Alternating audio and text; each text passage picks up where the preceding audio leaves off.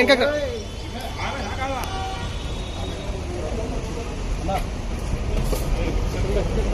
నేను ఇంకొక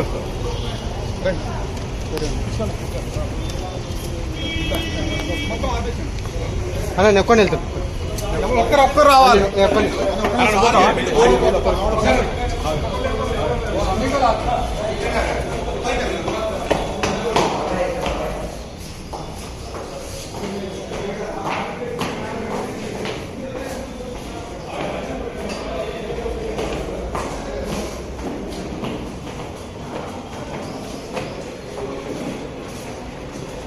permission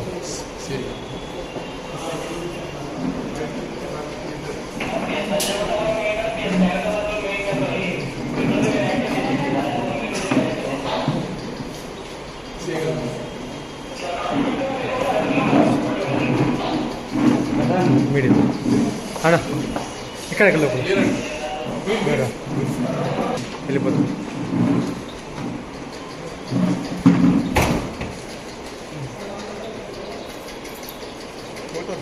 okay right అదొక కంప్లైంట్ ఒకటి తీస్తే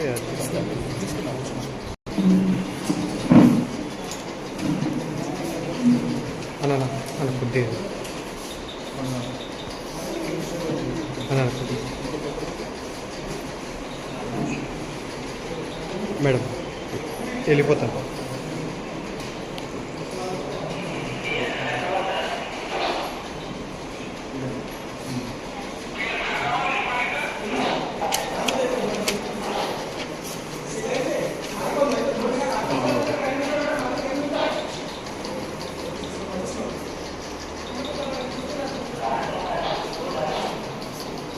మనం రెగ్యులర్ స్కూల్ చేస్తున్నాం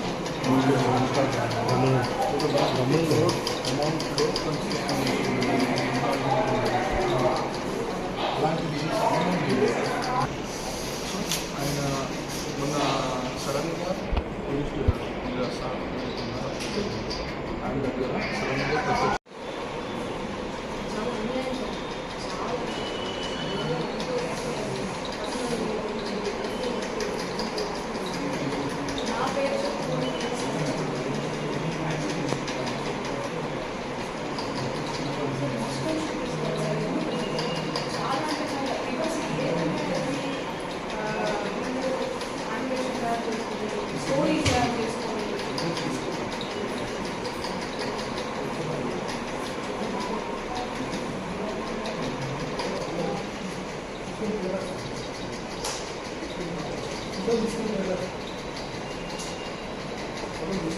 లేదు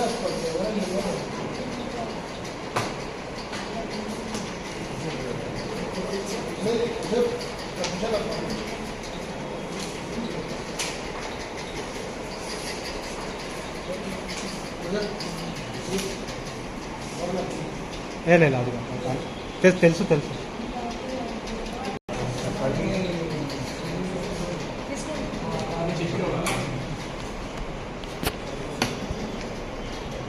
మీడియా ముందు రాలేదు మీడియా ముందు రావాలని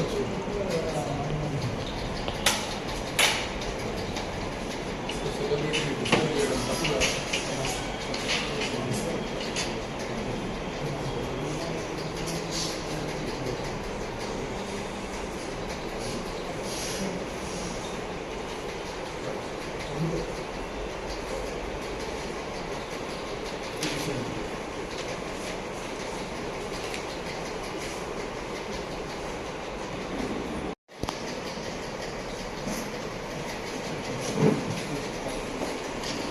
అన్న కొద్దిగా క్లోజ్గా రండి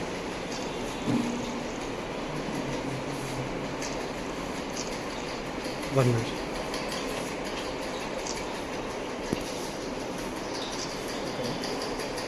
ఓకే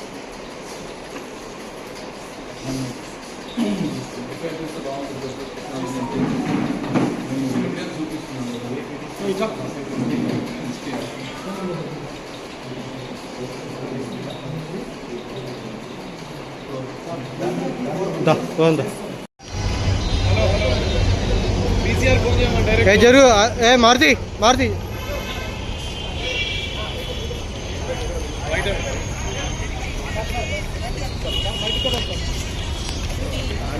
मैं स्लोगा मैंने स्लो स्लो मैं स्लोगा रहा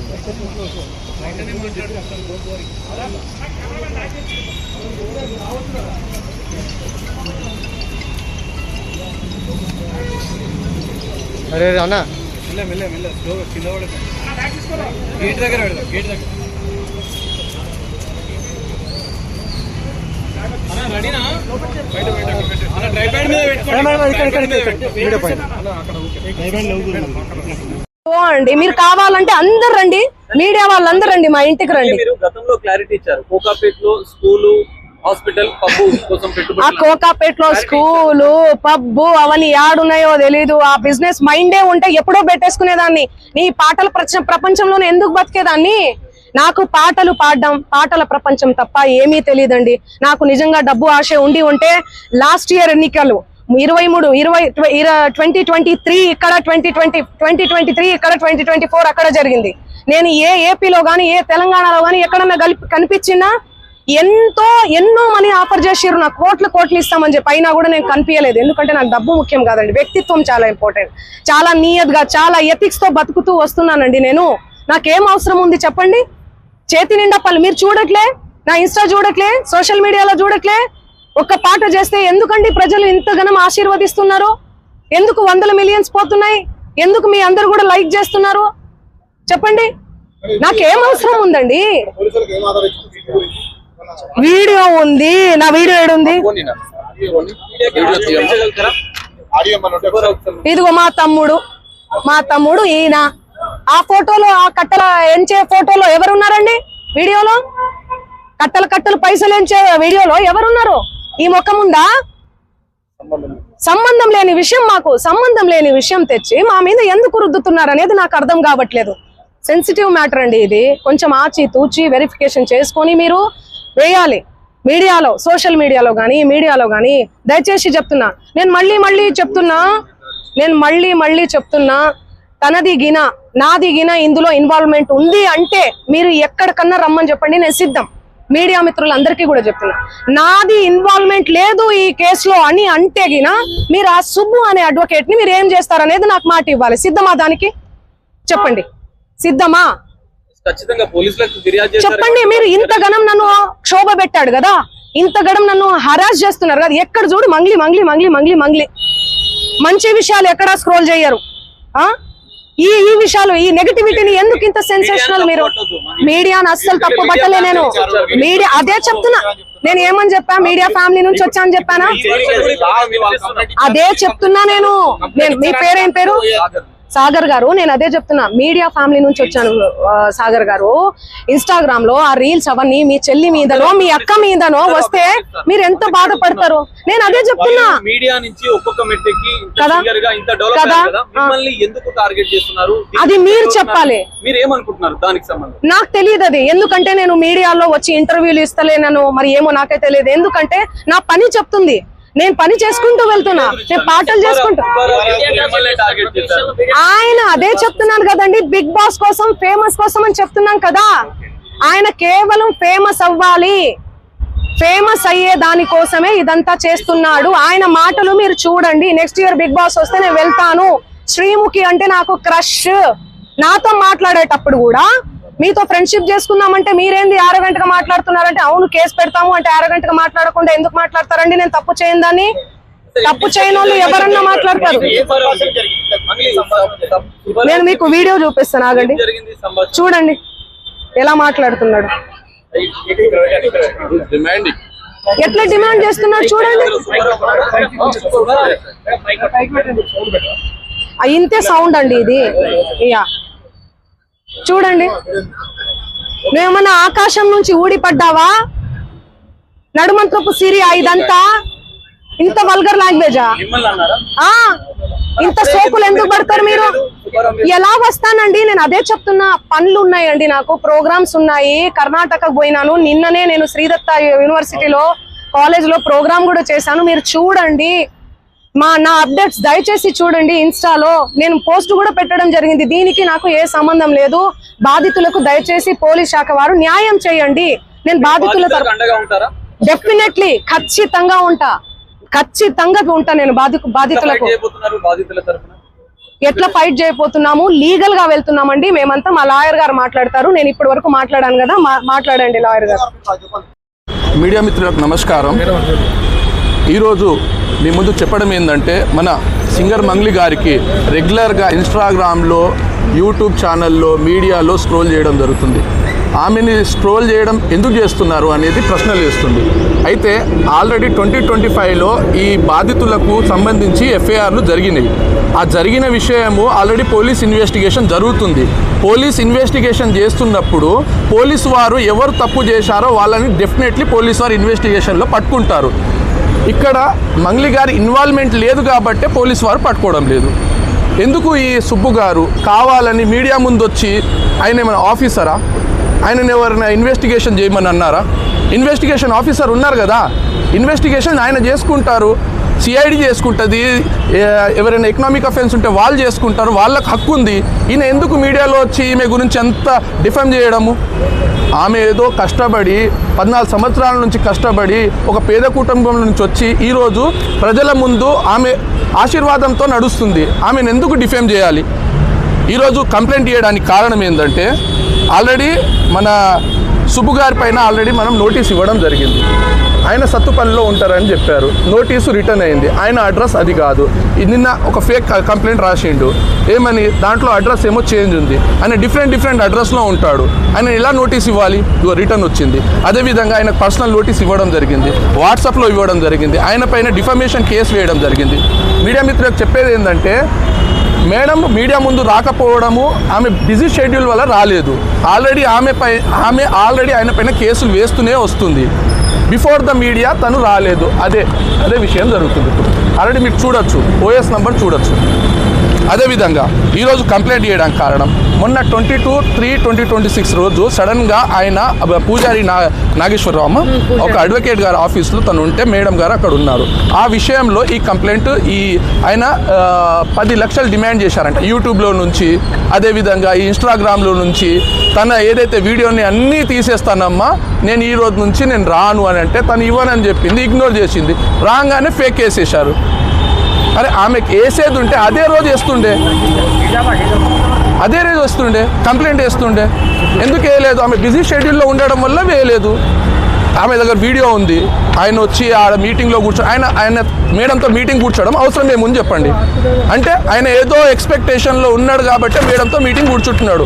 ఆయన అవసరం ఏముంది? ఆయన బాధితులకు న్యాయం చేయాలి కాబట్టి పోలీస్ స్టేషన్ తిరిగి రాదు. నువ్వు డైరెక్ట్ మీడియా ముందు వచ్చి ఎందుకు న్యూసెన్స్ చేస్తున్నావు? మేడంతో డిఫేమ్ ఎందుకు చేస్తున్నావు? దయచేసి మీడియా మిత్రులకు చెప్పేది ఏంటంటే, ఆయన డిఫెండ్ చేస్తున్నాడు. ఒక మేడం గారు ఎదుగుతున్న జీవితాన్ని తను ఆపడానికి ప్రయత్నం చేస్తున్నాడు. ఆయన ఏదో బిగ్ బాస్ వెళ్దామని ఒక మీడియాలో చెప్పిండు ఆల్రెడీ. కాబట్టి అలాంటి వ్యక్తులకు కొంచెము మూమెంట్ ఇవ్వకండి అని కోరుతున్నాను. మళ్ళీ మీరు బాధపడద్దు, మీడియా కూడా 100% మీకు సపోర్ట్ చేస్తుంది. అదే ఈ విషయంలో మీరు కొంత క్లారిటీ ఇవ్వాలన్న ఉద్దేశం ఉంది. నేను మీడియా మిత్రులకు నేను ఒకటే కోరుకుంటున్నా, దయచేసి ముందు వెనక వెరిఫికేషన్ చేసుకొని పోలీసు వాళ్ళందరినీ కూడా అడిగి, దయచేసి నేను సోషల్ మీడియా నుంచి వచ్చా, నేను సోషల్ మీడియానే నాకు శాపంగా మారుతుందని నేను ఏ రోజు కూడా అనుకోలేదు. నేను ఒక ఆడపిల్లని దయచేసి చెప్తున్నా, ఇందులో నా ఇన్వాల్వ్మెంట్ ఉంటే మళ్ళీ చెప్తున్నా, మీరు ఏం చేసినా నేను పడ్డానికి సిద్ధం, నేను ఎక్కడికైనా వస్తాను. కానీ అనవసరంగా నన్ను దయచేసి బ్లేమ్ చేయకండి ముందు వెనక తెలుసుకోకుండా. ఇందులో నా ఇన్వాల్వ్మెంట్ 1% కాదు కదా, 0% కూడా లేదు. ఆయన జస్ట్ ఫేమస్ అవ్వడం కోసమే నాతో మాట్లాడాడు కూడా, నువ్వు వస్తేనే నేను మాట్లాడతాను అని చెప్పి. ప్రతి ఒక్కరిని కూడా ఆయన అట్లనే అప్రోచ్ అవుతున్నారు, సెలబ్రిటీస్ని. నేను కనుక్కున్నాను కూడా, ప్రతి ఒక్క సెలబ్రిటీ ఇదే చెప్తున్నారు. రిటర్న్ డబ్బులు ఇచ్చి మరీ ఇంటర్వ్యూ చేయించుకుంటాడట ఆయన. అంత పిచ్చి ఉంది ఆయనకి. ఆయన ముందు వీడియోలు వినండి. అండ్ ఈ కేసు సిఐడిలో ఆల్రెడీ నడుస్తుంది, 1 year నుంచి నడుస్తుంది. 3 years నుంచి వాళ్ళు ఈ దందా నడిపిస్తున్నారంట. వాళ్ళందరూ కూడా బాలాజీ నాయక్, మధు నాయక్, ఇంకెవరెవరో, హేమకాంత్ రెడ్డి, ఇంకోరు ఎవరెవరో ఉన్నారు. వాళ్ళంతా గొలుసు కట్టులా ఉన్నారు వాళ్ళు. నాకు అసలు తెలీదు.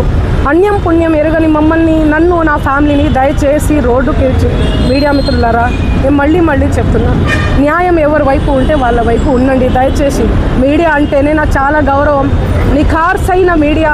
దయచేసి చెప్తున్నా, మళ్ళీ చెప్తున్నా, వాస్తవాలు చెప్పండి, అవాస్తవాలు వద్దు. సడన్గా ఇట్లా ఏం తెలియకుండా ఎవరో వచ్చి నా మీద ఎలిగేషన్స్ వేస్తే దయచేసి మీరు పెట్టుకోకండి. ఎందుకంటే నేను ఒక ఆడబిడ్డని, గిరిజన ఆడబిడ్డని. ఎవరెవరో పడనోళ్ళు మా ప్రోగ్రామ్కి రాలేదు, అంత బలుప, అంత ఓవర్ యాక్షన్, ఏమేమో ఉంటాయి. వాళ్ళు వచ్చి పడదు అని చెప్పి ఏదేదో మాట్లాడుతుంటారు. మీరు అట్లా పెట్టుకోవడం చాలా తప్పు. దయచేసి మీడియా మిత్రులు, నా ఫ్యామిలీ లాంటి వాళ్ళు, నా ఫ్యామిలీ మీడియా అంటేనే నా ఫ్యామిలీ. నేను కూడా ఒక జర్నలిస్ట్గానే వచ్చాను, కానీ ఎవరిని ఏ మాట అనకుండా నా కష్టాన్ని నేను నమ్ముకొని, నా పాటను నేను నమ్ముకొని ముందుకెళ్తున్నా. నా మీద పార్టీ ముద్రలు వేసినా కూడా నేను వద్దు ఈ పార్టీ అని చెప్పి అప్పుడెప్పుడో ముందుసారి సిచ్యువేషన్ని బట్టి వెళ్ళి పాటలు పాడిన. పార్టీ ముద్రలు వేస్తే 2023, 2024 ఎలక్షన్ మూమెంట్లో అసలు నేను ఎక్కడ కూడా కనిపించలేదు, ఎవరికి పాటలు కూడా పాడలేదు. అవునా కాదా? మీరు సెర్చ్ చేయండి. మళ్ళీ చెప్తున్నా, నాకు వద్దు, నా పాట ముఖ్యం. నాకు వద్దు ఈ పార్టీలు, పార్టీ జెండాలు, ఈ సుబ్బు లాంటి ఈ ఫేక్ ఎలిగేషన్స్ వద్దు నాకు ఇవన్నీ. నేను ఎందుకు ఇన్వాల్వ్ అవుతాను చెప్పండి? దయచేసి చెప్తున్నా, నాకున్న క్రెడిబిలిటీతోనే ఇంతవరకు నేను వచ్చిన, ఆ క్రెడిబిలిటీతోనే ఇక్కడ దాకా కూడా నేను వచ్చిన. దయచేసి నా ఫేమ్ని డీఫేమ్ చేయకండి కోరుతున్నా నేను, ప్లీజ్. Thank you. మీడియా మిత్రులందరికీ నమస్కారం.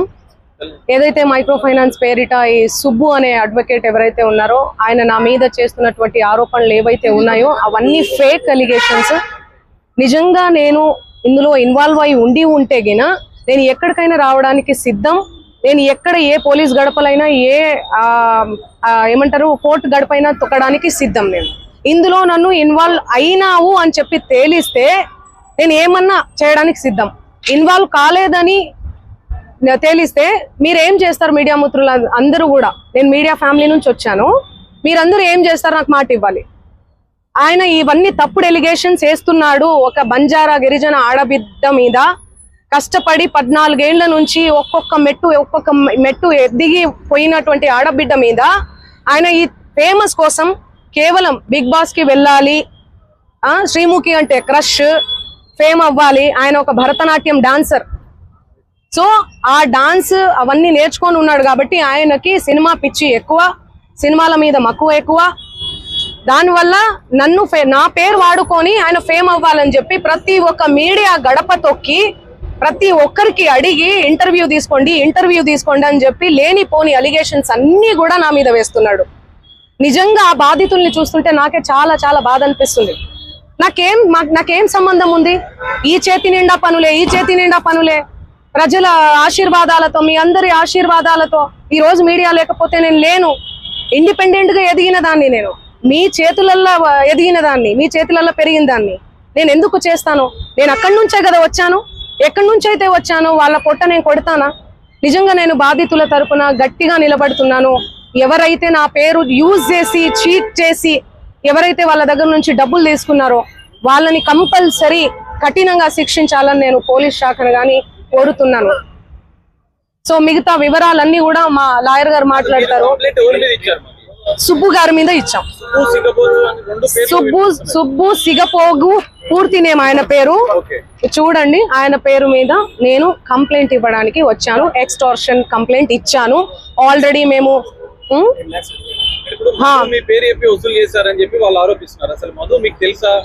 నా మీద ఎవరెవరో ఆరోపిస్తారండి. ఎవరెవరో వస్తారు, ఫోటోలు దిగుతారు. మీరు దిగరా? ఇంతకు ముందే దిగిరు. మీరు దిగరా? ఎవరి సెలబ్రిటీ స్టేటస్ లో ఉన్నాను. నేను సెలబ్రిటీగా ఏ రోజు ఫీల్ అవ్వలేదండి. సెలబ్రిటీగా నేను ఫీల్ అయ్యి ఉంటే ఈ రోజు ఈ 14 ఏళ్ల జర్నీ కొనసాగేది కాదు, ఎక్కడో ఆగిపోయేదాన్ని. ఎప్పుడైనా కూడా నేను ఎవరి ఇంట్లో పడితే వాళ్ళ ఇంట్లో పోయి అన్నం తినేస్తా. సొంత చెల్లెలాగా, సొంత అన్నలాగా. అన్న చెల్లి తప్ప, అన్న తమ్ముడు తప్ప వేరే సంబోధన కూడా ఉండదు నా నోట్లకెళ్ళి. సో ఎందుకు ఇంతలా బదనాం చేస్తున్నారో నాకు అసలు ఏం అర్థం కావట్లేదు. ఎంతో మంది నాతో ఫోటోలు దిగుతుంటారు, ఎంతో మంది ఇంటికి పోయి భోజనం చేస్తుంటాను. అదే చెప్తున్నా, ఫేక్ ఎలిగేషన్స్ అని చెప్తున్నా నేను. అందుకే కేసు పెట్టాం మేము. ఎలా ఇస్తా? ఆయన రివర్స్ అంటున్నాడు. ఆయనే డబ్బులు ఇస్తే నేను నీ పేరు దేను ఇళ్ళకెళ్ళి నన్ను డిమాండ్ చేశాడు. మీరు ఇండ్ల పేరు ఉండకూడదు మీది అంటే మీరు పైసలు ఇవ్వాలి నాకు. ఆయన పైసలు ఇవ్వాలనే కదా ఇదంతా చేస్తున్నాడు, మీకు అర్థం కావట్లేదా? కానీ మధు మీ కుటుంబానికి అందుకే మేము డిఫమేషన్ కేసు పెట్టినాం. ఎందుకు సంబంధిస్తారండి? ఎవరెవరో వస్తారు, ఆమె మాకు తెలుసు, ఇదిగో నేను ఫోన్ చేస్తాను, ఇదిగో మాట్లాడు, ఇదిగో నా కోసం పాట పాడింది, నా కోసం ఇదిగో ఇంటికి వచ్చింది, అన్నం తిన్నది. అభిమానులు ఎంతో మంది ప్రోగ్రామ్కి వెళ్తున్న క్రమంలో ప్రోగ్రామ్ చేసుకున్న తర్వాత మేము అన్నం తినండి, మా ఇంటికి రండి, మా ఊరికి రండి మేడం, మీ కాలు మోపండి మేడం, మీరు లక్ష్మి లాగా ఇట్లా మాట్లాడుతుంటారు ఎమోషనల్ గా. నేను ఎంతో మంది ఇళ్లలో, నేను కర్ణాటకకు పోయినా ఎక్కడ పోయినా కూడా ఎంతో మంది ఇళ్లలో పోయి అన్నం తినేసి వస్తాను నేను. ఎందుకంటే అభిమానం. నేను చాలా చాలా ఎక్కడి నుంచి అయితే వచ్చానో నా మూలాలు నేను మర్చిపోలేదు. ఓకే, సో ఇవన్నీ కూడా ఫేక్ ఎలిగేషన్స్. నేను మళ్ళీ నేను మళ్ళీ కంప్లైంట్ ఇవ్వడం జరిగింది. అవును. అసలు అప్పుడు సంభాషణ ఏం చెప్పాడు, ఏం మాట్లాడారు? మా లాయర్ గారు మాట్లాడతారు. నేను ఇన్ని రోజులు మీడియా ముందు నేను మీడియా మీ మీద సంచలన ఆరోపణ 100-200 కోట్ల రూపాయలు అంటున్నారు. మీ పేరు చెప్పి వేరే వాళ్ళు ఎవరైనా వసూలు చేశారనుకుంటున్నారా మీరు? ఇప్పుడు నా పేరు చెప్పి ఎవరో వసూలు చేశారు, నాకేం తెలుస్తుందండి? ఆ కేసు వచ్చాను. ఆయన ఏమంటున్నాడు? ఎలా రెస్పాండ్ అవుతానండి నేను? ఇప్పుడు నా ప్రోగ్రామ్స్ అన్ని వదిలిపెట్టేసుకొని నేను రెస్పాండ్ అవ్వాలా? నిన్న కూడా కేసు పెట్టారు. నిన్న నేను ఇబ్రహీంపట్నంలో శ్రీదత్త కాలేజ్ లో నేను ప్రోగ్రామ్ చేయడం జరిగింది. అది వదిలేసుకొని నేను వచ్చి నేను సంజాయిసి ఇచ్చుకుంటా కూర్చోమంటారా నన్ను? చెప్పండి. క్లోజ్ ఫ్రెండ్ మధు అంటున్నారు. ఎందుకుంటారండి క్లోజ్ ఫ్రెండ్స్? మా బంజారా కమ్యూనిటీ వాళ్ళందరూ కూడా సన్నిహితంగా ఉండే వ్యక్తి మధు. ఎందుకుంటే చాలా మంది ఉంటారండి. ఉస్మానియా యూనివర్సిటీ ఉన్నారు, కర్ణాటక యూనివర్సిటీ నుంచి ఉన్నారు, నా ఓన్ చేసుకుంటారు. మా అక్క అని చెప్పి మా కమ్యూనిటీ వాళ్ళు, మేము కూడా మా కమ్యూనిటీ అని చెప్పి నేను కూడా మాట్లాడతాను ఓన్ చేసుకొని. అరే తమ్మి అనుకొని అది ఇది అనుకుంటా మా భాషలో మాట్లాడతాను నేను. కంప్లైంట్ ఇచ్చిన సుబ్బారావు మీద ఇప్పుడు పంజాబ్ కేసులో కంప్లైంట్ చేస్తారు, మీ మీద ఆరోపణలు చేస్తున్నారు. ఇప్పుడు నేను ఒకటే మాట, మధు మీద ఎందుకు కంప్లైంట్ చేస్తలేరు మీరు? నాకు డబ్బులు వసూలు చేశాడని నాకు తెలియదు కదండి. ఈయన చెప్తున్నాడు కదా. అవును, చేసి పెడతాము, అందరి మీద పెడతాము. ఒకరు సిఐడి కేసు ఉంది వాళ్ళ మీద, సిఐడిలో ఉంది ఆ కేసు. 1 year అవుతుందండి. చూపి అన్న, చూపి 2025. మీరు అవన్నీ తెలుసుకోరా? నాకు అర్థం కాదు. టకాటక్కని పెట్టేస్తే నా ఫ్యామిలీ ఏమైపోవాలి, మా నాన్న ఏమైపోవాలి, మా అమ్మ ఏమైపోవాలి? కొంచెమన్నా మీరు ఆలోచించాలి కదా ముందు వెనక. నేను అలా చేస్తానా? నేను ఎన్ని పాటలు చేస్తున్నా, ఎవ్రీ ఇయర్ పాటలు. కట్టలు లెక్క పెడుతున్నా. మీ తమ్ముడు వీడియో కూడా వైరల్. అది మా తమ్ముడు కాదు, అదే చెప్తున్నా నేను. మా తమ్ముడు కాదు, ఎవరు ఆయన? మా తమ్ముడు ఫోటో చూపియాలనా? నేను మా తమ్ముడిని చూపియాలనా? ఫోటో చూడండి, నా ఇన్స్టాలో ఉంటది, అన్ని దగ్గర ఉన్నాయి. తమ్ముడికి మధు కూడా ఎలాంటి సంబంధం లేదండి. సంబంధం అంటే ఫ్రెండ్షిప్ ఉంటదండి. హాయ్ అంటే హాయ్, బాయ్ అంటే బాయ్. వాళ్ళు ప్రోగ్రామ్ కని వచ్చిర్రు, తీజ్ ప్రోగ్రామ్ జరుగుతుంది, సేవాలాల్ ప్రోగ్రామ్ ఉంటది, ప్రోగ్రామ్ కని వచ్చిర్రు. ఆ బంజారా కమ్యూనిటీకి సంబంధించినటువంటి వ్యవహారాలు ప్రోగ్రామ్స్ ఏవైతే ఉంటాయో అవన్నీ మా తమ్ముడు చూసుకుంటాడు. మిగతా తెలుగు ప్రోగ్రామ్స్, కర్ణాటక కన్నడ ప్రోగ్రామ్స్ ఏమైతే ఉన్నాయో అవన్నీ నా మేనేజర్ చూసుకుంటాడు. సో అది నా ఎంతో మంది వస్తుంటారు. ఇప్పుడు నా పేరు చెప్పి వాళ్ళు వసూలు చేసుకుని నాకేం తెలుసు? నేనేమన్నా రోబోనా, లేకపోతే దేవుణ్ణా, దేవతనా? లేకపోతే నేను చూసుకుంటూ కూర్చోనికి ఎవరెవరు నా పేరు మీద ఏం చేస్తున్నారని చెప్పనీకి?